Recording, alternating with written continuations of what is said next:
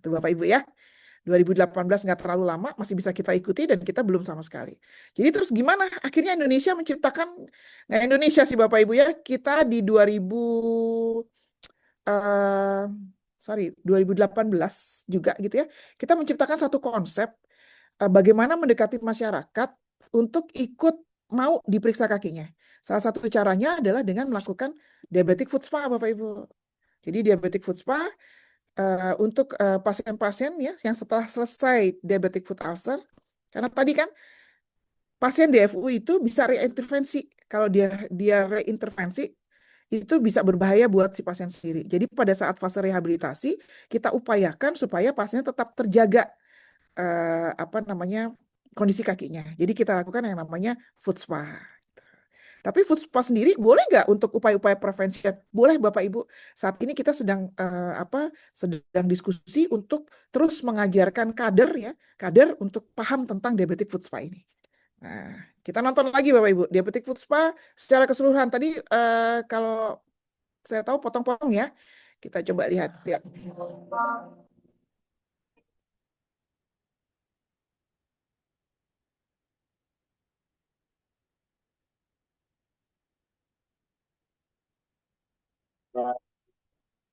We understand the importance of food health and its impact on overall well-being.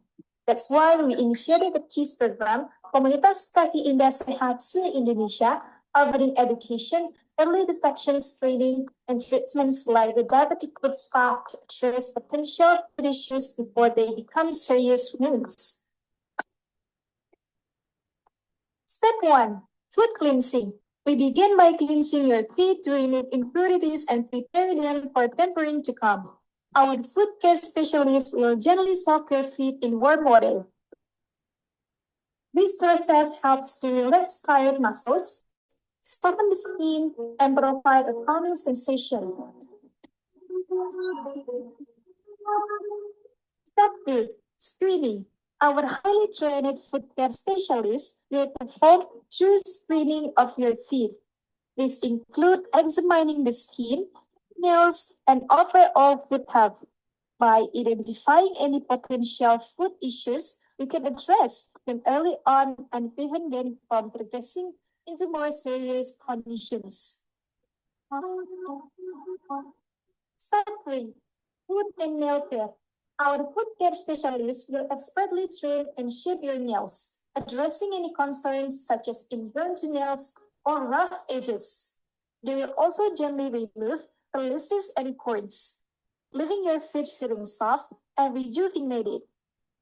This process promotes proper foot hygiene and helps prevent discomfort or pain caused by nail or skin conditions. Step 4. Massage.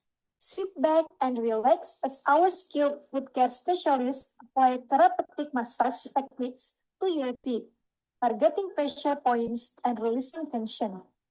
The massage also improves circulation, relieves stress, and enhances the overall well-being of your feet and body. At Walker Indonesia, we believe in empowering our clients with knowledge about proper foot care. Our foot care specialists will provide you with personalized advice and educate you on maintaining healthy feet. From choosing the right footwear to practicing good hygiene and self-care, we want to equip you with the tools to keep your feet happy and healthy. The KISS program has more than 10,000 Foot Warrior members who have sufficient knowledge of foot injury prevention efforts, foot care, and the ability to seek appropriate health services.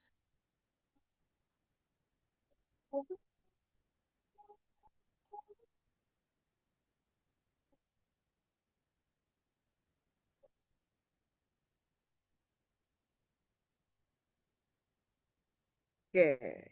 Jadi seru ya. Jadi kalau kalau prevention itu dilakukan, tujuannya sebetulnya untuk apa sih Bapak Ibu? Mengurangi resiko kejadian amputasi kaki. Tapi kalau dibilang kakinya ada bermasalah nggak ada yang mau nyamperin Bapak Ibu ya.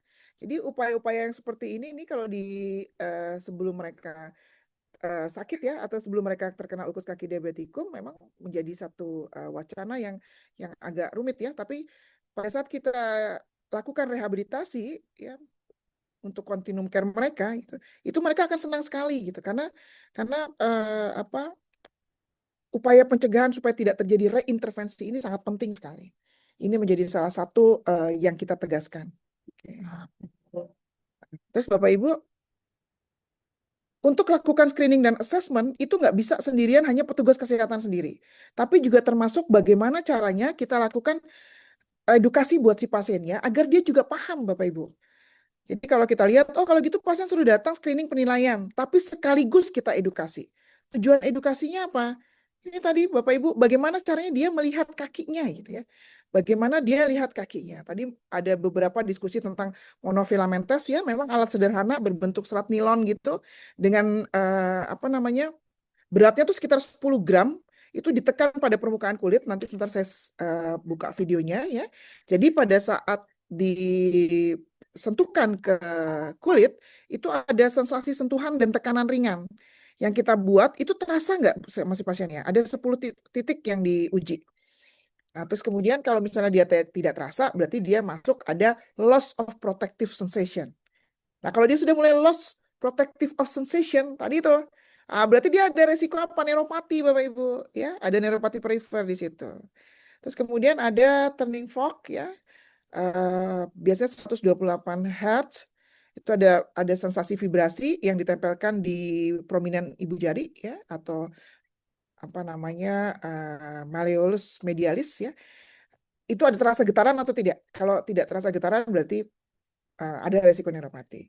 Sama pulse-nya lemah atau tidak. Terus kemudian dicek ada foot deformitas apa tidak. Oke? Jadi apa sih sebetulnya yang harus dilihat pasiennya tuh kita edukasi supaya apa?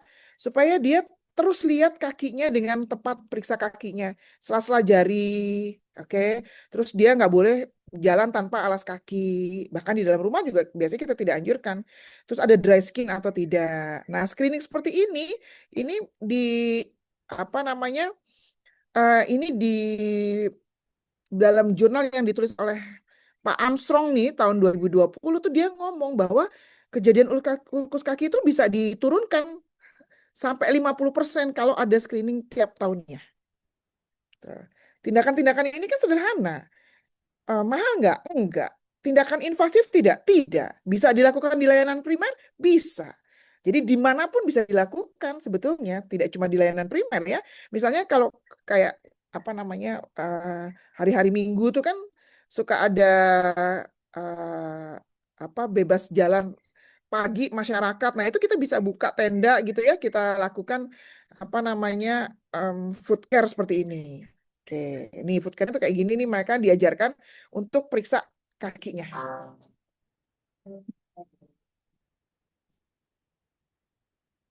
If you have diabetes, what you can't feel might hurt you. This is because people with diabetes can experience nerve damage called neuropathy, which causes a loss of feeling in the feet. So they may step on a sharp rock or develop a blister on their foot and not realize it. More than half of diabetic foot wounds or ulcers will become infected, requiring hospitalization, and 20 to 30% of these infections will result in amputation. That's why it's important to reflect on your feet with a daily foot exam. Follow these simple steps. Examine skin for calluses, blisters, and sores. Look for anything unusual, especially between toes. Feel for extreme temperatures, very hot or very cold feet. Inspect nails for thickening, ingrown corners, excessive length, and fungal infection. Inspect your socks or pantyhose for blood or any discharge. Examine your shoes for torn linings, objects, improper fit, or irritating seams. If you have trouble seeing your feet, prop up a mirror, ask a family member or friend to help. If you notice anything unusual or have any questions about your foot health, contact your podiatrist immediately. Studies show that visiting a podiatrist can reduce amputation rates up to 85%. For more information or to find a podiatrist near you, visit apma.org.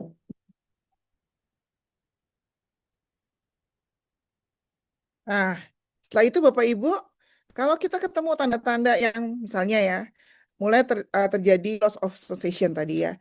Jangan lupa tuh kita bisa rujuk ke klinik. Mau ngapain rujuk ke klinik? Mau cek Bapak Ibu ya. Salah satunya adalah kita cek diagnostik. Oke ya. Cek diagnostik ini juga merupakan salah satu faktor yang penting yang berkontribusi untuk mencegah terjadinya ulkus kaki diabetikum. Oke.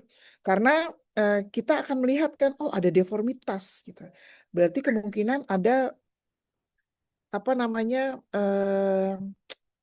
itu dikenal dengan nama biomechanical stress gitu ya. Jadi ada tekanan yang berlebihan secara mekanik yang menyebabkan terjadinya perubahan bentuk kaki gitu ya. Terjadi perubahan bentuk kaki. Terus kemudian biomechanical stress ini dan apa namanya foot deformitas ini bisa menyebabkan ketidakseimbangan gaya tarik antara otot flexor dan extensor. Jadi pasien tuh mulai berubah jalannya gitu. Jalannya jadi nggak rata, bebannya tuh nggak rata. Terutama di daerah metatarsal dan tumit. Jadi di Buker ini kita ada ini Bapak Ibu, ada fisioterapis, ini yang akan ngajarin bagaimana cara jalan yang tepat. Terus kemudian kita ada ototik protestik. Beliau ini akan ngasih tahu sepatu mana sih yang paling paling cocok nih untuk si pasien ini supaya tidak terjadi ulkus kaki. Kalau dia sudah apa namanya pulih, nah ini juga sama. Nanti kita lihat bagaimana cara jalannya. Jadi ini penting sekali nih. Masalah tekanan berlebihan dan abnormal pada jaringan kaki ini bisa menyebabkan terjadinya ulkus kaki. Nah, ini harus dibantu Bapak Ibu, harus dibantu untuk dia punya sepatu yang benar.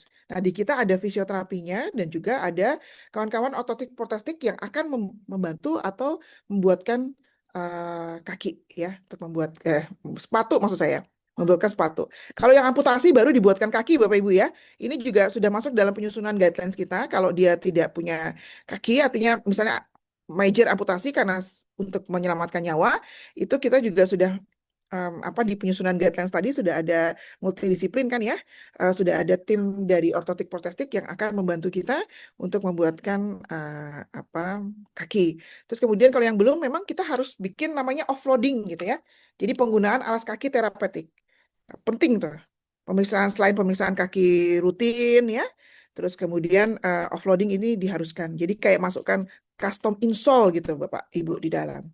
Nah, pemeriksaan diagnostik yang harus dilakukan ya dengan ABPI. Ini penting sekali ya. Ini ABPI kan sederhana sebenarnya Bapak Ibu.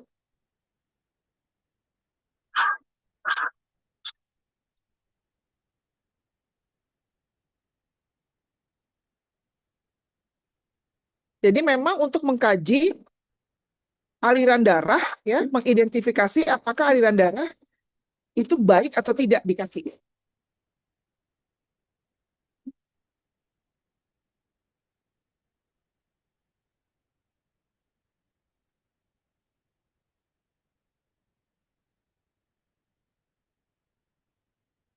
Bunyinya tuh lubdup ya Bapak Ibu ya. Bunyinya lubdup itu yang benar.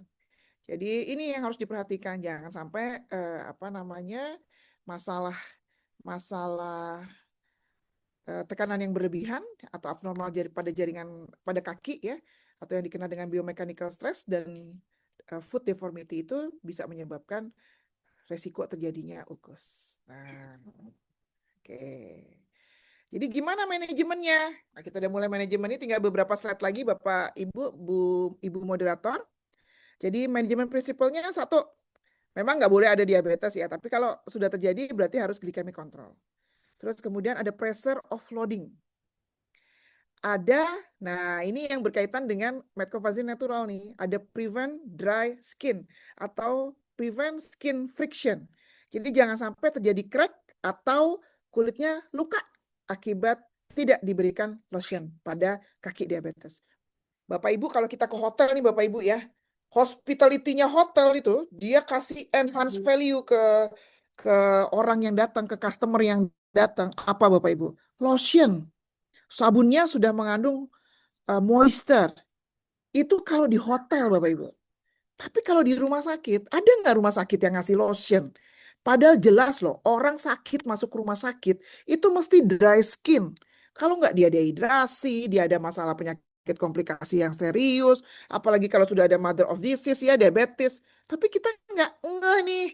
Kita tuh kurang servisnya gitu lah Bapak Ibu ya. Ini memang butuhnya tuh Apa sih yang harus kita tambahkan gitu untuk layanan perawatan? Nah, ini mudah-mudahan para nurse nih mulai berpikir nih sampai ke sana. Bahwa ternyata pasien-pasien kita jangan sampai terjadi dry skin.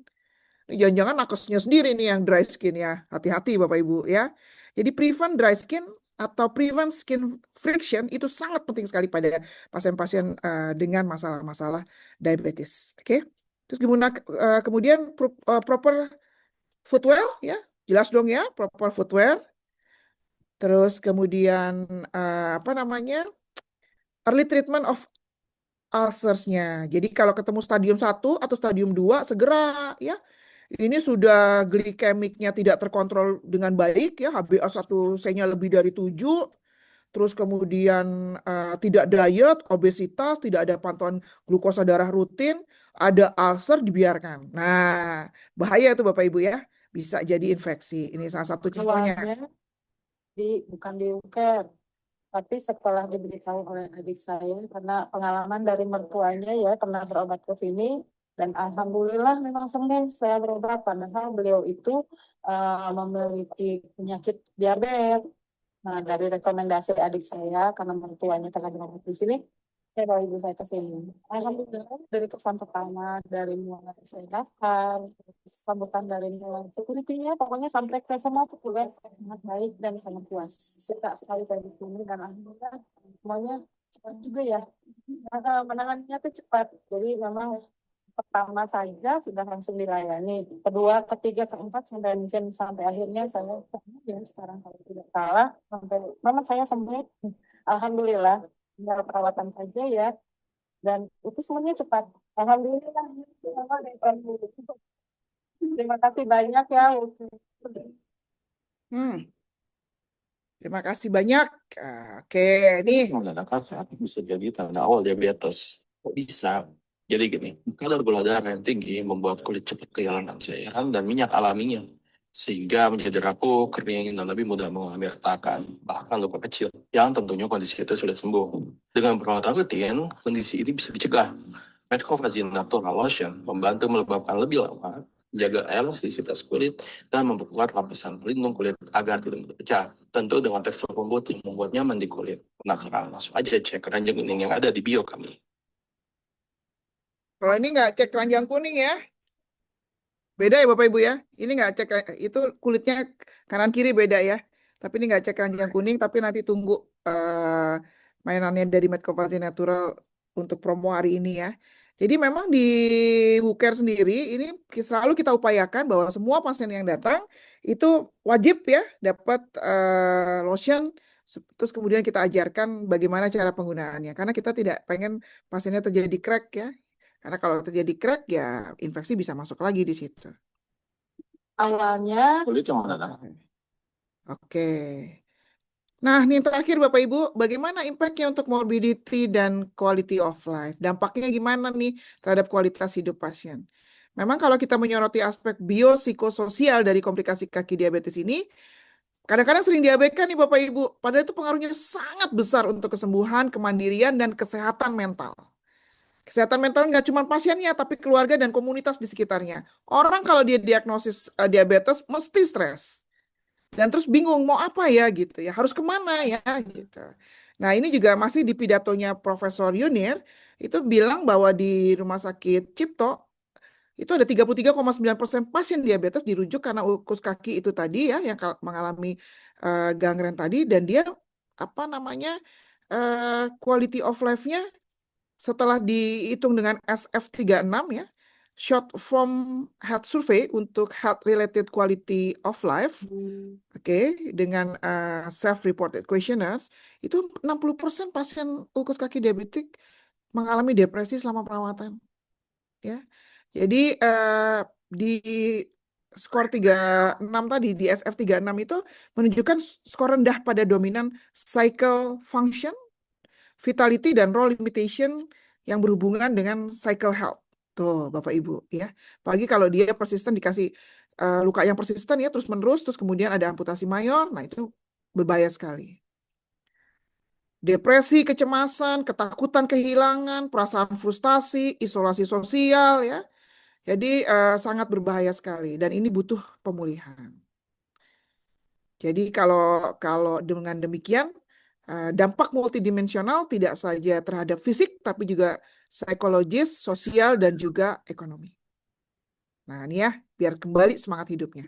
Rasanya sebenarnya sih bingung, masih belum tahu harus gimana karena masih ada rasa kehilangan, ada trauma, campur takut ya. Sebelumnya ada luka yang nggak sembuh-sembuh, akhirnya ada yang diangkat, akhirnya dapat rekomendasi di sini, kita coba dengan harapan makin baik. Perawatan di UCAR menurut kami sih bagus ya, baik dan bikin lebih tenang aja jadinya tahu proses-prosesnya begini. Perbedaan yang banyak loh dari peralatan, dari komunikasinya, semua pekerjanya yang ada di sini. Itu jadinya perbedaan-perbedaan buat kita jadi lebih yakin lah untuk bisa cepat sembuh, cepat sehat gitu ya. Buat pesimis saja, kayaknya semangat sehat gitu.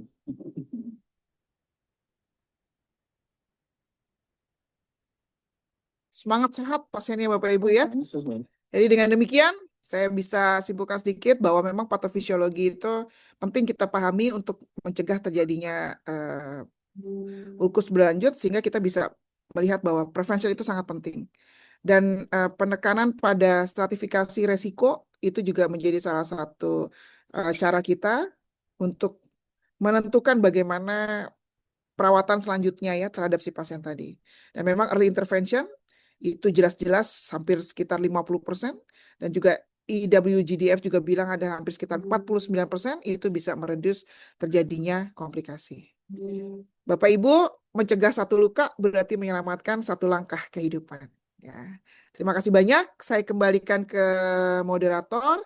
Ini kalau mau kenal dengan UCAR Indonesia, kita ada 7 divisi, jadi Bapak Ibu bisa berkenalan. Mungkin saya akan muncul di masing-masing divisi ini kalau mereka sedang bilang, Bu, muncul Bu di divisi ini mau adakan webinar ini dan lain sebagainya. Ya, ini referensinya. Terima kasih banyak. Assalamualaikum warahmatullahi wabarakatuh. Sambil dengerin azan dulu Bu Evi.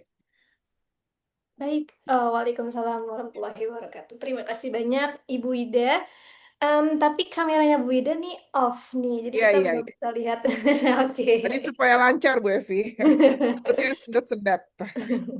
Siap. Tadi materinya luar biasa ya Bapak Ibu semuanya ya. Jadi apa ya? Ternyata service excellent yang dilakukan oleh WooCare itu memberikan dampak yang luar biasa untuk pasien ya. Tadi banyak banget ya perjalanan dan testimoni review dari pasien yang mungkin awalnya pertama nggak bisa jalan, nggak tahu harus kemana gitu ya. Ternyata kalau kita berikan service excellent yang baik gitu ya buat pasien dengan diabetes, dengan bayang-bayang amputasi itu alhamdulillah jadi nggak jadi ya Bu Ida ya. Gitu.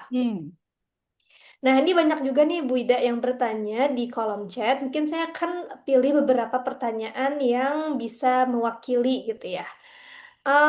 Pertanyaan tadi terkait, mungkin kalau untuk pertanyaan tentang Medcovazin dari tim Medcovazin boleh sekali langsung jawab di kolom chat ya. Jadi kita bertanya ke Bu Ida. Yang pertama adalah tentang bertanya dari Ibu Alfiani Nur Amalina. Ingin bertanya, gimana sebaiknya perawatan luka pada pasien post amputasi minor agar nggak terjadi reamputasi lagi? Nah, karena banyak ya Bu Ida ya. Penanganan amputasi minor ya. Berarti kalau amputasi minor apa namanya biasanya di digiti-digiti ya. Kalau yang major biasanya habis tuh digitinya ya. Ibu sendiri sudah pernah pelatihan perawatan luka belum? Tanya dulu deh aku itu. Gimana Ibu Alfiani? Belum jawabannya. Oh, belum. Oke. Nah, memang gini ya. Saya yakin kok Bapak Ibu. Perawatan luka itu, saya yakin bahwa Bapak Ibu pernah lakukan pembelajaran tentang perawatan luka. Setuju ya? Kita waktu sekolah ada kurikulum tentang perawatan luka. Betul ya Bu Evi ya? Baik Yes, itu di semua nakes saya yakin, karena saya sudah cek tuh. Baik itu di nurses, di dokter, maupun di farmasis ya. Itu ada tentang pembelajaran tentang integumen. Oke, jadi perawatan luka tuh sebetulnya bukan sesuatu yang baru. Oke, terus kemudian bedanya apa? Nah, jadi dengan beriringnya perkembangan zaman, model tata laksana ya, terus kemudian cara, kemudian alat dan bahan yang digunakan, itu mesti akan mengalami satu kebaruan. Wong sederhana aja deh, model baju aja dari yang zaman purba sampai zaman sekarang beda-beda nggak? Beda-beda dong ya. Apalagi tentang teknologi ilmu pengetahuan. Jadi sebetulnya apa sih yang Bapak Ibu butuhkan dalam kompetensi penata laksana perawatan luka ini? Kebaharuan Bapak Ibu ya. Yang Bapak Ibu butuhkan adalah kebaharuan. Bagaimana caranya dengan kebaharuan ini Bapak Ibu bisa menciptakan penanganan pelayanan perawatan luka yang lebih excellence. Penanganan perawatan luka yang lebih menjanjikan. Artinya pada saat Bapak Ibu ketemu perawatan luka, Bapak Ibu ditanya, ini kapan baiknya? Atau kapan pulihnya? Atau berapa lama bisa pulih? Kemudian berapa harganya yang dibutuhkan untuk atau dikeluarkan untuk dilakukan perawatan luka? Nah, ini bisa dijawab semua Bapak Ibu saat ini. Jadi sayang sekali kalau Bapak Ibu tidak mengembangkan diri.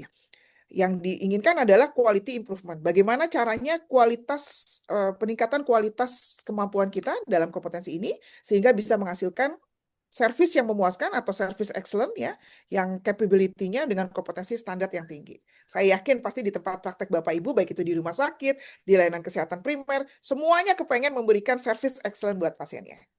Sesuai dengan pertanyaan Ibu tadi ya. Ibu siapa Bu Evi? Bu Alvina. Bu Elvina. Oke, Bu Elvina. Jadi satu ya Bu, segera ikut pelatihan perawatan luka. Yang kedua, paling penting karena pasiennya dengan diabetes kemudian ada amputasi minor ya. Jadi mau tidak mau, suka atau tidak suka, harus kontrol gula darahnya. Karena yang menyebabkan jelek ini kan hiperglikemianya, ya enggak? Jadi kalau gitu hiperglikemianya harus diturunkan. Jangan sampai ada tanda-tanda infeksi sistemik. Kenapa tidak boleh terjadi infeksi sistemik? Karena kalau terjadi infeksi sistemik, akibatnya apa? Akan berlanjut lebih jelek lagi nanti pasiennya. Malah bahkan bisa berakhir major amputasi karena perlukaannya itu makin lama makin buruk, makin buruk, makin buruk. Dengan hiperglikemianya terkontrol, vaskularisasinya jadi berjalan. Ya. Jadi kita bisa lakukan misalnya ABPI. Kita nih tahun depan juga salah satunya punya ABPI Ibu Evi ya. Jadi kita bisa ambil pemeriksaan untuk di ujung-ujung jari ya. Sehingga kita bisa lihat, oh ini supaya tidak terjadi revaskularisasi berikutnya. Terus kemudian kalau ditanya, berapa lama ini harus membaik? Nah ini penting Bapak Ibu. Ya. Tadi sekurang-kurangnya 10, 12, 20 minggu. Oke, kalau dia bisa selesai 10 minggu perbaikan perawatan luka, oke, best berarti. Jadi yang harus kita berikan adalah bagaimana luka yang kering, biasanya tuh kan kering ya, ada iskemik di ujung-ujung jari, kenapa mau diamputasi, itu biasanya akan kering, itu kita lembabkan. Nah kita punya nih metcovazin reguler, oke. Tapi kalau dia kita cium, bau iya, nggak enak gitu. Langsung aja nggak usah pilih, nggak usah macam-macam, udah cuci benar ya, pakai antiseptik boleh, terus kemudian taruh metcovazin silver, oke. Taruh metcovazin silver di situ. Terus kemudian tutup sedemikian rupa harus tertutup. Cek juga sampai seberapa jauh panasnya di kulit ya Bapak Ibu ya. Nah, di situ juga boleh ditutup sampai di sana. Terus kemudian offloading ya. Jangan lupa offloading, boleh pakai sepatunya. Sepatu diabetes itu. Jadi aman dia. Terus ada yang tanya nih misalnya nih, pasti sering nih. Kalau gitu perlu antibiotik nggak? Cek dulu infeksinya sampai seberapa jauh. Kalau mau dikultur, dikultur. Kalau infeksinya ternyata lebih dari 2 cm, terus kemudian mulai mengganggu tubuh, berarti itu kemungkinan ada masalah spreading infection. Jadi itu tidak di lokal lagi nih infeksinya. Kalau sudah mulai spreading infection, udah sudah dikasih antimikrobial dengan metcovazin silver, berarti yang kita butuhkan adalah hasil dari kulturnya. Kalau sudah ketemu hasil kulturnya, silahkan. Kalau memang kita akan berikan antibiotik, berarti kita bekerja sama dengan tim multidisiplin lainnya untuk pemberian antibiotik. Mungkin itu, Bu, Yes. bisa dijawab. Jangan lupa ya, edukasi ke pasien juga penting. Ya, jangan ngerokok dong, stop dong ya. Kalau ditanya mau rokok itu menyebabkan diabetes enggak? Enggak sih, rokok enggak menyebabkan diabetes, tapi rokok itu menyebabkan penyumbatan pembuluh darah ya, iskemia. Jadi sahabat dekat ya. Jangan sampai ada webinar smoking related to iskemia atau diabetes gitu ya. Oke, monggo, silakan Bu. Oke, Mudah-mudahan jadi menjawab Ibu. kunci pertama tadi jawaban dari Bu Ida adalah soal skills atau knowledge yang dimiliki sama Bapak Ibu dulu gitu ya. Nah, mungkin salah satu webinar ini ya dari Medcovisine sendiri adalah salah satu step pertama gitu ya. Bapak Ibu mengenal dengan yang namanya diabetic foot care dan juga diabetic foot ulcer. Nah, biasanya step keduanya itu harus ikut pelatihan karena more intense, ada teori yang lebih kompleks, dan juga ada workshop yang bisa langsung hands-on ke pasien ataupun hands-on ke probandus gitu. Ya. Nanti kita akan kenalan soal pelatihan apa aja yang tersedia dan di mana aja sama tim dari Diklat ya gitu. Tapi kita lanjut dulu pertanyaan yang kedua nih Bu Wida soal tadi pertanyaan dari Pak Iman Firmansyah Eskepnes bertanya soal pemeriksaan kaki tadi disebut dengan anamnesa 60 detik. Nah, apa sih tuh Bu anamnesa 60 detik itu? Oh, oke. Jadi ini sebetulnya apa namanya salah satu cara ya buat orang tertarik ya nggak? Kayak misalnya kita bikin diabetic foot spa, langsung tertarik nggak dengan oh ada foot spa ya? Biasanya kalau kalau foot spa biasanya kok ada diabetic foot spa apaan tuh gitu ya orang tanya. Sama nih alhamdulillah berarti Bu Evi. Bu Evi kalau misalnya apa namanya pengkajian Medcovisine mau di-share juga senang sekali kita ya. Karena ternyata Medcovisine tuh memang sangat mendukung sekali untuk upaya-upaya prevention. Padahal beres ini jualannya untuk ulkus ya Bu ya. Tuh hebat Ya. sekali itu ya. Jadi pemeriksaan 60 detik adalah salah satu pemeriksaan kaki yang paling mudah dilakukan ya. Jadi misalnya apa namanya kita lihat kulitnya ya, kulit kaki ini Bapak Ibu ya. 10 detik kita lihat, oke, kulitnya bagus nggak, ada lepuhan nggak, ada kalus nggak, terus kemudian kita lihat kuku kakinya, 5 detik kuku kakinya, ya, apakah ada menebal, ada jamur atau tidak, terus kemudian kita lihat bentuk struktur kakinya, apakah ada apa sih namanya nih, deformitas atau tidak, ya ada klautu atau tidak, ada bunion atau tidak. Bunion tuh yang semuanya pada miring ke sampingnya gitu ya, ikutin jempol. Ada high arc atau tidak, itu dilihat. Terus kemudian kita lihat lagi 5 detik lagi, ada infeksi jamur apa tidak, biasanya di sela-sela jari. Nah, yang saya suka dari Medcovisine Natural ini, pada saat dia dikasih ke apa namanya jari-jari kaki, itu nggak nempel di sela-sela jari seperti ini ya. Itu banyak lotion tuh nempel di sela-sela jari. Makanya salah satu konsep yang di apa sih di share itu jangan menggunakan lotion justru. Kenapa? Karena ada di sela-sela jari. Karena dia tidak absorb. Nah, sehingga kita mulai berpikir nih itu kan udah 10 tahun yang lalu tuh orang mencanangkan tadi. Nah, ini namanya updating Bapak Ibu. Pentingnya updating tuh seperti itu. Jadi kita sudah bisa menciptakan nih produk Indonesia dan sangat luar biasa ya. Kita sudah bisa menciptakan bahwa dengan penggunaan Medcovisine Natural dari buah Papua, pilihannya buah Papua Bapak Ibu. Cuma satu-satunya ada di Indonesia. Di luar negeri nggak ada. Makanya teman-teman aku yang di Abu Dhabi, yang di Inggris, pada saat kita pameran di acara Abu Dhabi, itu mereka respect sekali dan kepengen gimana caranya bisa mendapatkan itu. Gitu lah. Nah ini Alhamdulillah sudah ada di Amazon untuk di Singapura, Malaysia, mana lagi Bu? Filipina. Filipin. Yap. Filipina. Oke. Jadi nanti kita lagi berkembang nih supaya bisa sampai ke Eropa. Ya, karena memang ternyata yang kita ciptakan dengan buah Papua dari negara kita sendiri ya, itu bisa tidak menyebabkan sisa ya, tidak sisa. Jadi mereka absorb. Asal muasalnya sih sangat sederhana ya. Memang kita butuh lotion yang bisa absorb dan menghidrasi dalam jangka waktu yang lama. Uji coba kita nggak cuma untuk pasien diabetes Bapak Ibu, tapi juga untuk pasien-pasien kanker ya dengan dry skin, kemudian untuk pasien-pasien psoriasis gitu ya, itu juga dinyatakan berhasil ya untuk menangani kasus-kasus dry skin. Nah, tapi memang kita memang apa namanya positioning fokusnya memang di diabetes, tapi sebetulnya itu bisa juga untuk kulit-kulit yang sensitif.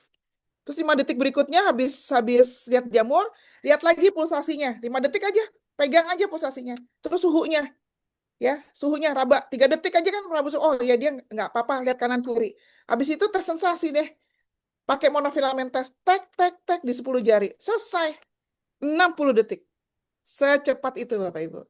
Tinggal diisi. Jadi nanti ada apa? Ada lingkarannya ya. Memang kita harus hafal lah. Jangan nanti baca dulu. Enggak, kita harus hafal. Jadi pada saat 60 detik kita bisa lihat. Tapi kan gampang ya. Lihat bentuk kakinya, lihat jarinya, lihat sela-sela jari, ada ulkus apa segala macam. Terus kemudian pulsasi, ya setelah pulsasi, udah selesai.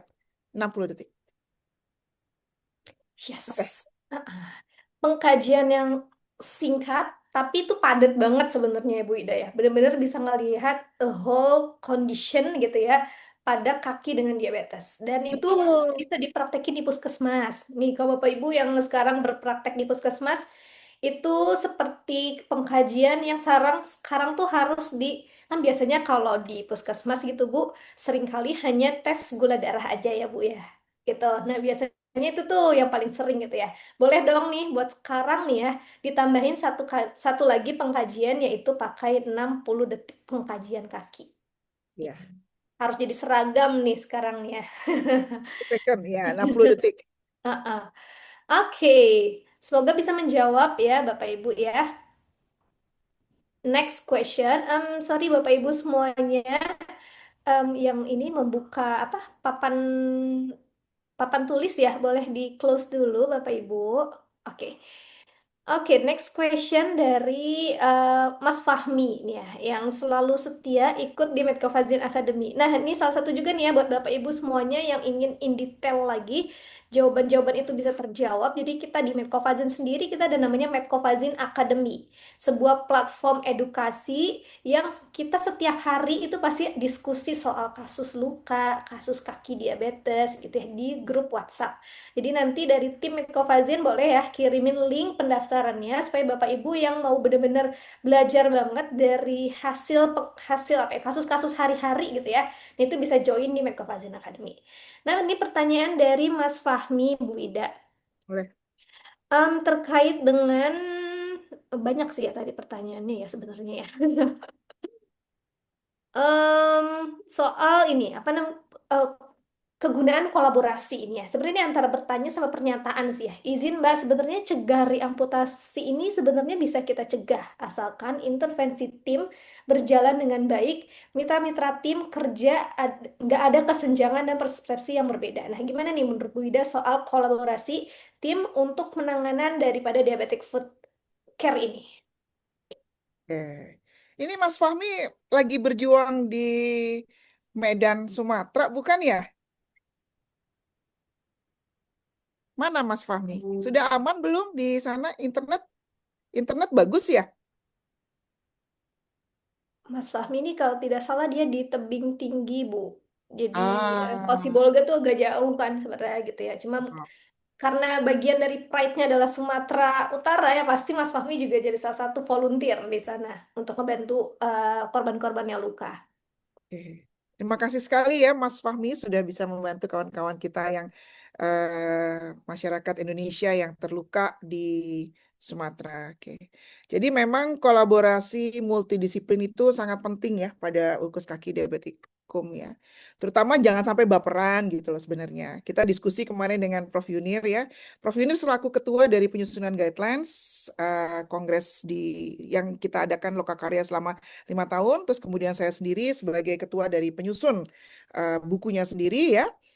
Jadi memang nggak boleh ada baperan tuh dalam multidisiplin. Ya, kalau ada baperan dalam multidisiplin, itu bisa chaos nanti kegiatan-kegiatan yang kita lakukan. Karena kita sudah meyakini bahwa tadi masalah di ulkus kaki diabetik ada apa? Bapak Ibu masih ingat? Triad of diabetic ya. Ada neuropati, iskemi, oke, dan infeksi. Nah ini kalau tidak melalui pendekatan multidisiplin yang tepat, ini bisa mengakibatkan masalah-masalah yang sangat serius. Jurnal bilang 40-50% itu bisa menurunkan angka minor amputasi pada multidisiplin. Tapi lebih hebatnya lagi, untuk amputasi mayor bisa sampai 85%. Tuh, bayangin ya. Jadi artinya gini, kalau minor aja masih bisa diatasi sendiri-sendiri gitu lah. Tapi kalau mayor itu 85% dengan kategori multidisiplin itu bisa diatasi. Bersama-sama itu 85% itu bisa teratasi dengan baik. Ada wound clinician seperti Mas Fahmi, ada bedah ortopedi, ada bedah vaskuler, ada endokrinologi, ada rehabilitasi, ada podiatrik. Oke, ada psikologik, ada psikiatrik ya, ada perawat jiwa. Nah, itu tuh semuanya tuh tergabung jadi satu gitu loh. Kamu jadi satu, sama satu lagi BPJS Bu Evi yang melakukan pembayaran harusnya ya. Jadi masyarakat kita nggak stres gitu karena ada yang melakukan pembayaran. Tapi kalau misalnya nggak ada berarti masyarakat kita swasta ya bisa. Tapi kalau dengan multidisiplin seperti tadi, dengan 85% angka kesembuhan yang baik, wah kenapa nggak dilakukan gitu ya. Sehingga memang kita 2030 nanti dengan asumsi bahwa tahun 2007 ya, itu kita sudah ada nih guidelines-nya. Sehingga bisa kita uji cobakan satu Indonesia, sehingga pada tahun 2030, oke, ini kita declare. Dan ini juga kita nggak sendiri Bapak Ibu, kita juga ditemani oleh PTM ya, kita dikawal oleh PTM. Kemarin pas meeting dengan Ibu Dokter Nadia, itu juga kita ngomong, Bu, Ibu Dokter Nadia, boleh nggak kalau kita ikut dikawal supaya penyusunan guidelines secara multidisiplin ini betul-betul bisa apa namanya menjadi terobosan ya buat kita bersama. Dan yang ikut dalam penandatanganan penyusunan guidelines sendiri juga sangat luar biasa Bapak Ibu. Ya, itu sangat banyak sekali ya. Jadi mudah-mudahan nih apa namanya realisasi kita 2030 kita bisa bebas menangani eh, perawatan mulai dari promotif, preventif, kuratif, rehabilitatif dan paliatif dengan tepat pada kasus-kasus diabetik di Indonesia. Baik itu dari segi kompetensi maupun dari segi pembiayaan. Amin. Amin, amin, amin, amin, amin, amin. Karena tetangga sebelah ya, negeri tetangga sebelah aja tuh udah support dari Kementerian Kesehatannya tuh udah 100% ya. Iya, betul, betul, betul, betul.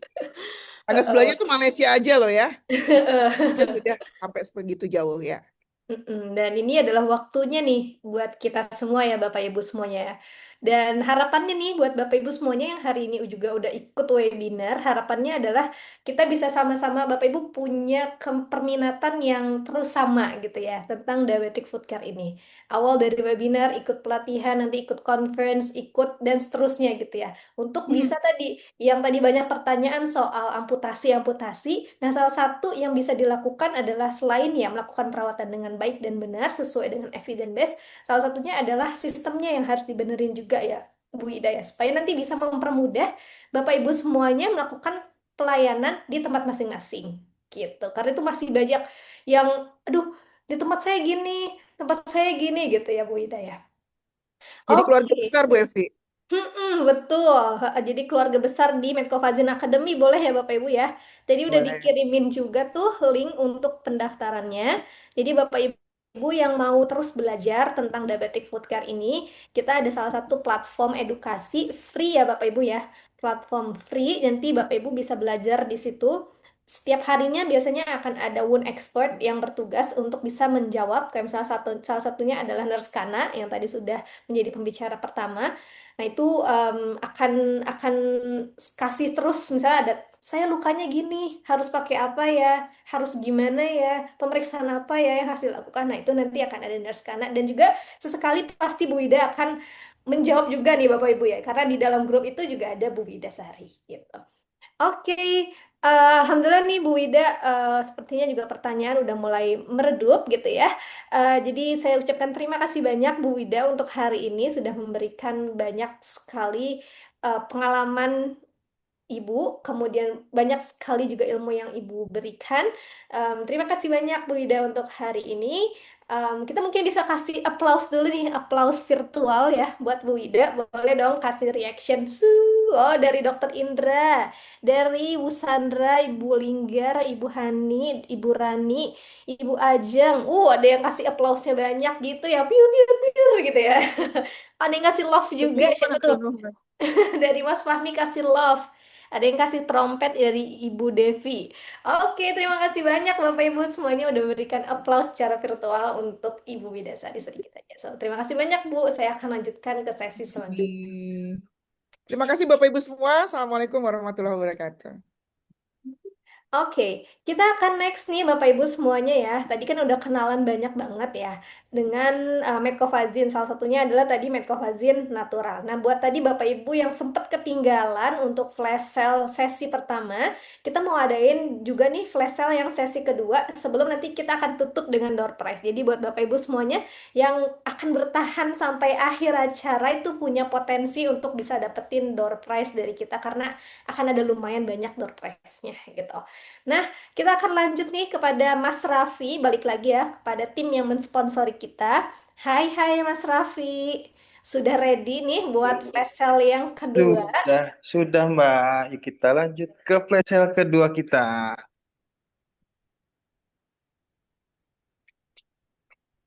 Boleh?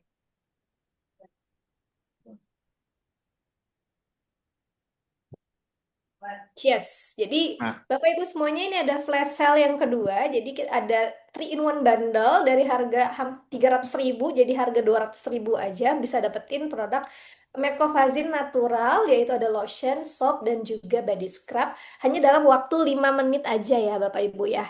Sambil juga kita mendengarkan azan nih sambil nih boleh Bapak Ibu check out ya dengan cara pembelian langsung dengan scan QRIS pembayaran langsung ya. Jadi harus buka m-bankingnya masing-masing langsung pembayaran sesuai dengan harga yang tertera di layar ini. Nanti kalau udah ada bukti pembayarannya bisa langsung kirimkan konfirmasi pembayaran tersebut ke WhatsApp-nya Medcovazin di 085112134330 gitu.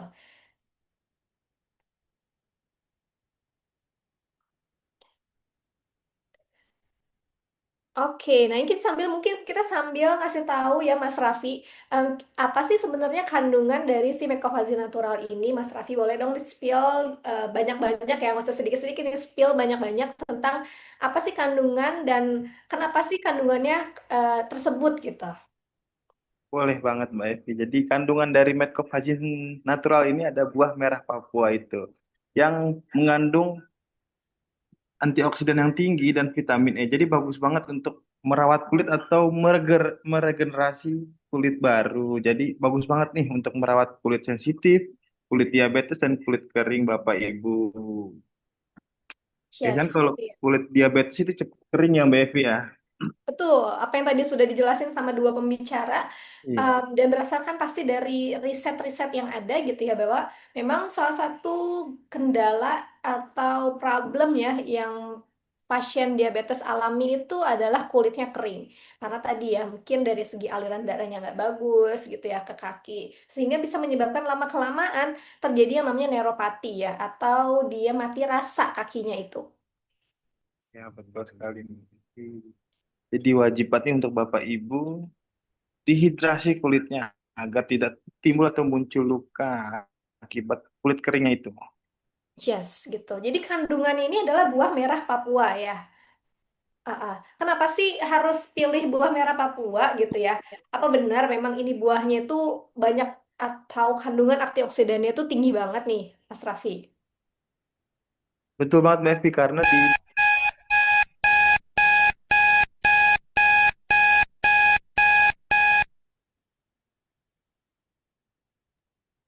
ya balik lagi Mbak Evi, tadi ada masalah teknis sedikit. Jadi buah merah Papua itu biasanya dikonsumsi warga Papua itu yang dikonsumsi dimakan langsung. Nah, kita ambil buah merah Papua ini untuk diaplikasikan langsung ke kulit karena bisa dilihat orang-orang Papua itu badannya sehat, kuat karena banyak konsumsi buah merah Papua ini. Jadi kita aplikasikan ke kulit yang cocok banget untuk merawat kulit sensitif dan kulit diabetes